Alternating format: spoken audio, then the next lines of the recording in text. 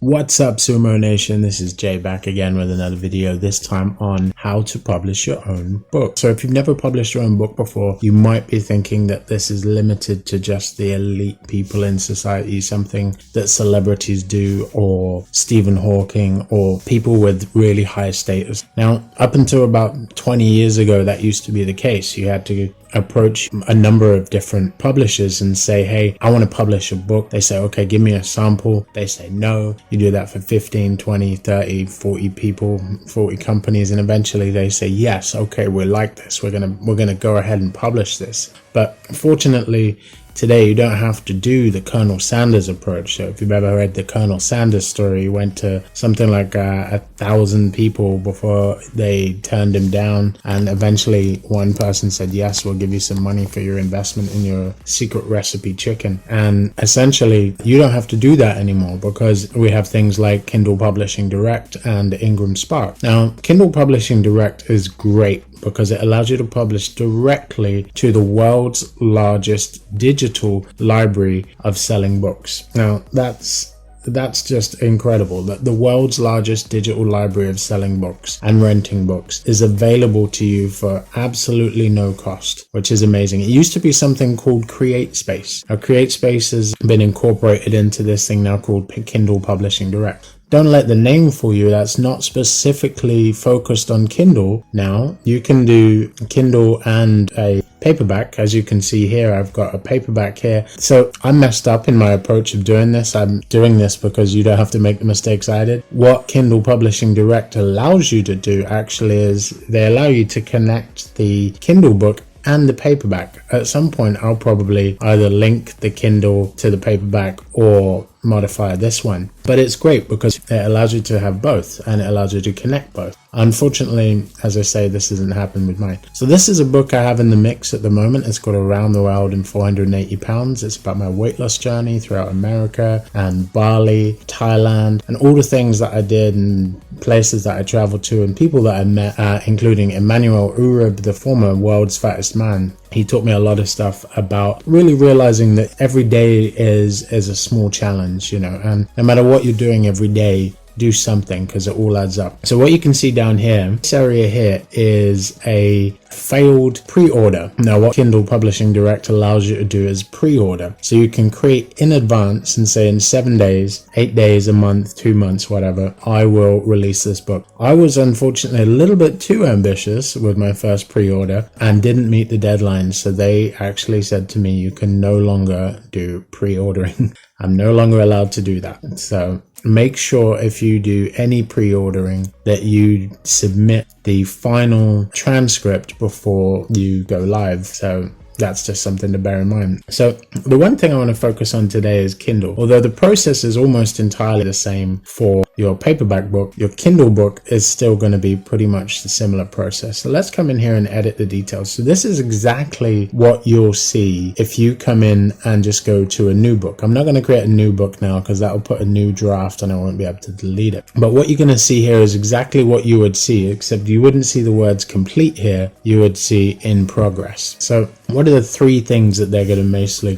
cover is at the beginning, they're going to ask you for the language. Language is pretty simple. You know what language you're writing it in, probably English if you're watching this video. And what then we're going to do is just put in the name and maybe you have a subtitle. Actually, subtitles are not necessary, but you can put that in if you want to. So if it's part of a series of books, sometimes you have, especially fictional books, they have book 1, book 2, and so on and so forth. So you can say what the series name is. So in this case, you might have one of the Philip Pullman books. I don't know any of the Philip Pullman's books, but you might have the name of the book and then there you would put the series or whatever. The edition number, this is again irrelevant for most people. This is going to be the first edition. If you have enough editions, if you have enough revisions, you could probably go ahead and make a second edition. I don't see the point in that because for me, it's just one edition. That's what it's going to be. Okay, so we have the author, which is of course your name. You're going to put that there. You could put a pen name, but it's probably best to put your real name. And author contributions. So I currently wrote this book by myself, so nobody else contributed to that with me, so I don't need to add collaborators. So that's really just if you wrote the book with somebody else. It's good for social proof. Say if you wrote the book with somebody like Russell Brunson, or somebody, Tony Robbins or something, that will give you really good social proof. Now this is important. This is your description section. This adds to the findability of your book. So when somebody on Amazon search for these keywords, Amazon will consider some of the words you put in here for your keywords. So then it's going to ask you, is it your personal work or is it public domain? Now, I don't really understand this, because I know for a fact that there's almost no copywriting on something you put in a book. If you put something in a book, you pretty much lose all the rights to it when you publish it. However, just something to bear in mind, I usually put it's my own copyright. I don't think the copyright is really enforceable on books, to be honest. So do with that what you will. So next we have your keywords. So if anyone types in self-help, branding, upstart, startup, business, basics of business, life goals, or earning money, whatever that is for you, those will be things that Amazon will consider when ranking your book. Now, currently right now, I don't rank very high for any of those, because right now there's a hell of a lot of competition in these areas. I haven't really pushed this too much. This is really just as a marketing tool for me to give away free copies so that, people can get into my sales funnel. That's really what it is right now. So next you're going to want to put it into 2 categories. Amazon lets you set 2 categories, I believe. I don't think it will let me set any more. We'll see. I've put it in business and economics and e-commerce and marketing. And I've also gone ahead and put it in mentoring and coaching as well, because it's kind of like coaching. So I've put in that the minimum age is probably 12th grade, because you probably need a 12th grade education in order to be able to read it. And also, if you go below 12th grade as well, then if you happen to mention swear words or anything like that, you're going to get into some trouble with that. So I tend to put most of them at a 12th grade level anyway, just to make sure that people are old enough not to complain if there's a swear word. I'm not allowed to pre-order, because this is number one, this is already released, and 2, because as I say, you have to get your pre-order in when you say you're going to get the pre-order in. Next, what we have is, if we're going to save this page, it's going to take us to the important part. Okay, so this is going to be in progress now, because you see now I press save. What I should have said was come up here and then click to the next one, but this is going to be the process you're going to get. So when you get complete, it's going to go green. When you go in progress, that means it's being submitted to Amazon and they're going to check. So at the end of all this, unfortunately now I'm going to put my book back into in progress, so I'm going to have to submit exactly the way you would. Right, here we have this thing called digital rights management. So that basically means that when somebody downloads the book through Amazon Kindle, are they allowed to share it? So in theory, unless they're part of the Kindle learning library, they're not going to be able to share this book, because I've said that this is part of digital rights management. So that means that Amazon's going to go ahead and make sure that I protected with my book, and nobody can in theory steal it or share it with anyone else. Then here you're going to upload your manuscript. So your manuscript is essentially probably a PDF in most cases. A Word is fine. Okay, I don't know what happened there. That kind of updated my manuscript apparently.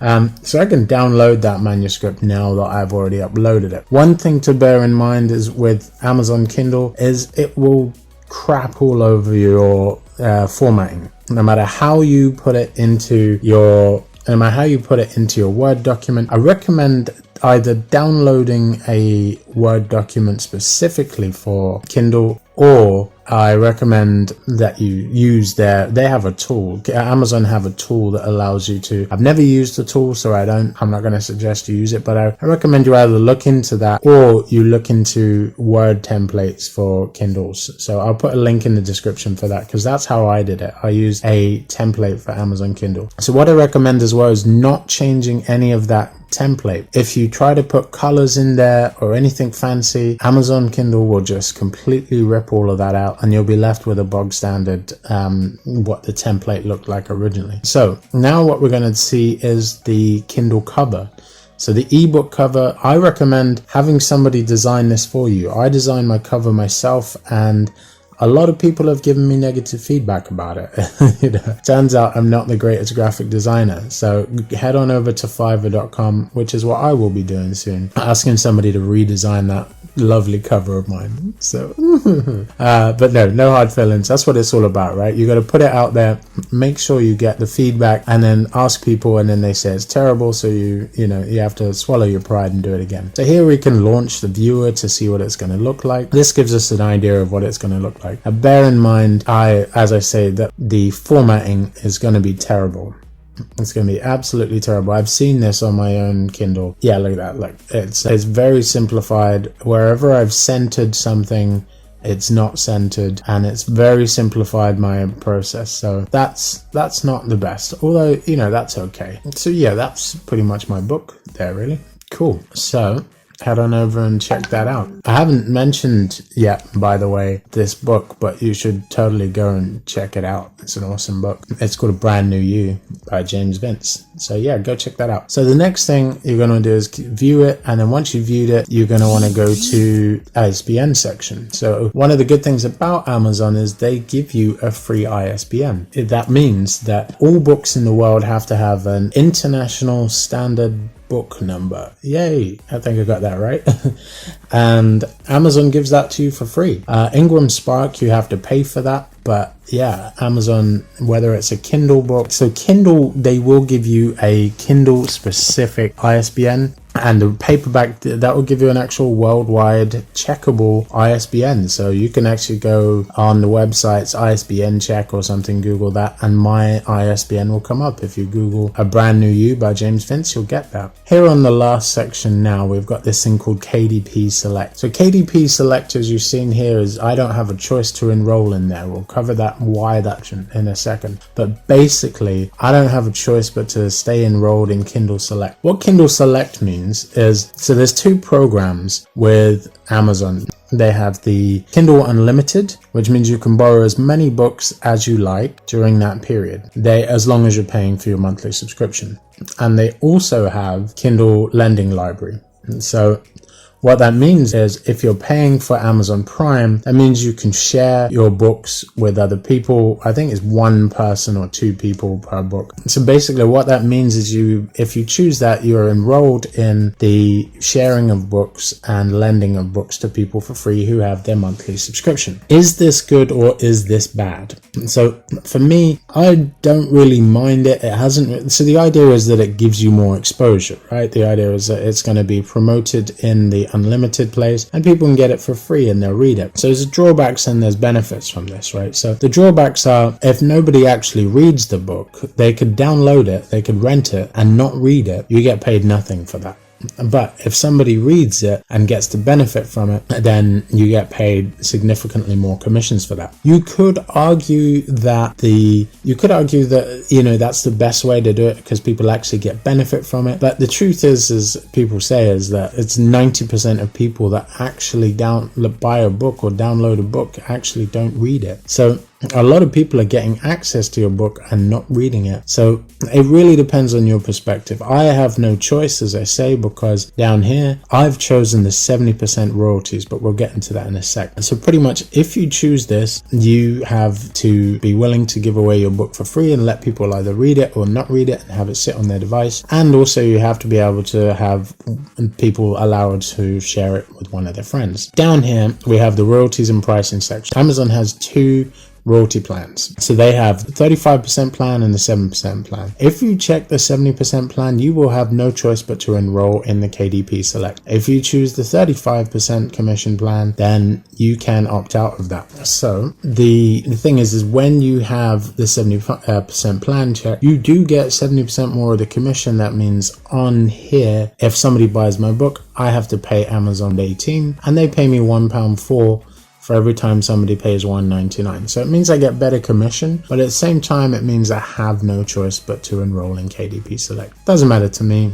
I don't really benefit from it, but that's okay. And then what you can do is individually price what the price is in Amazon.com, Amazon.in, Amazon.de, Amazon.fr, Amazon.es, and so on and so forth. I've chosen to just go ahead and automatically price based on the UK price. So that's fine. Then as I said, you don't have a choice. Why is this locked? Because I've chosen the 70% commission. If you choose the 70% commission, you have to agree to book lending. Then you're going to agree to the terms and conditions. I've already done that, and it will then take up to 72 hours for your title to be available in Amazon. So what's going to happen now, any changes that I've made in this, I haven't made any changes, I don't think, but any changes I've made in this, and anytime you change that, it's going to ask me to add my Paperback there as well. But any changes that you make on Amazon Kindle or Amazon Paperback, what you're going to see there is you're not going to be able to edit that for a while now, because all of the changes are pending. And now when you submit that too, all of the changes are going to be pending, and you won't be able to access or edit those changes until Amazon has approved that.